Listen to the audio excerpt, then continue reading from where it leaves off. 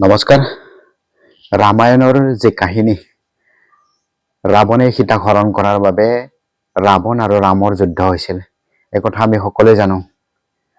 কিন্তু আপোনালোকে জানেনে যে এই ৰামায়ণ আমাৰ ভাৰতবৰ্ষত ৩১২তকৈ অধিক লিখা হৈছে বিভিন্ন ভাষাত।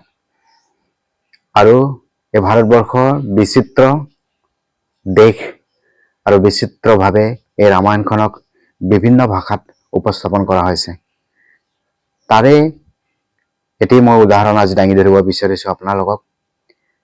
এই ৰামায়ণখন নৰ্মেলি আমি জানো যে ৰাৱণে সীতাক হৰণ কৰাৰ বাবে ৰাম আৰু ৰাৱণৰ যুদ্ধ হৈছিল।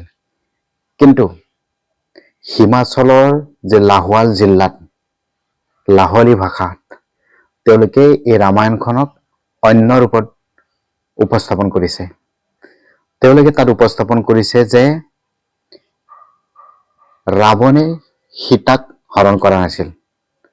ৰাৱণ হৈছে সীতাৰ দেউতাক। এই লাহলী ভাষাত এনেদৰে উপস্থাপন কৰিছে। ৰাৱণৰ সীতাৰ দেউতাক ৰাৱণ, আৰু এই যে ৰামে সীতাক প্ৰেম বিবাহ কৰাইছিল, সেয়ে ৰাৱণ আৰু ৰামৰ যুদ্ধ হৈছিল। তেনেদৰে এই লাহলী ভাষাত উপস্থাপন কৰা হৈছে। চাওক কি বিচিত্ৰ দেশ। আমি হয়তো বহুতে নাজানো এই কথা, আৰু কিছু লোক হয়তো জানিবও পাৰে এই বিষয়ে। কিন্তু আপোনালোকে যাব যে হিমাচল প্ৰদেশৰ তিৰুপতি মন্দিৰত, ত্ৰিলোকনাথ যিটো মন্দিৰ, তাতে এই যি বুদ্ধদেৱৰ মূৰ্তিৰ ওপৰত মহাদেৱক উপস্থাপন কৰা হৈছে মূৰত। তো এনেদৰে তাতে তেওঁলোকে লাহলী ভাষাত যি ৰামায়ণখনক তেনেদৰে উপস্থাপন কৰিছে। কিন্তু আমি নৰ্মেলি জানো যে ৰাৱণে সীতাক হৰণ কৰাৰ বাবে ৰাম আৰু ৰাৱণৰ যুদ্ধ হৈছিল, ফলত লংকা ছাৰখাৰ হৈ গৈছিল।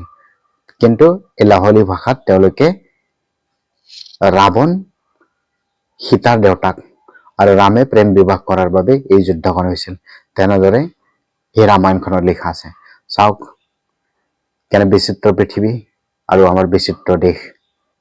তো গতিকে আপোনালোকেও যদি কেতিয়াবা সুবিধা পায় এই লাহোৱাল জিলাত গৈ লাহলী ভাষাৰ যি ৰামায়ণ, আপোনালোকে একবাৰ চাব।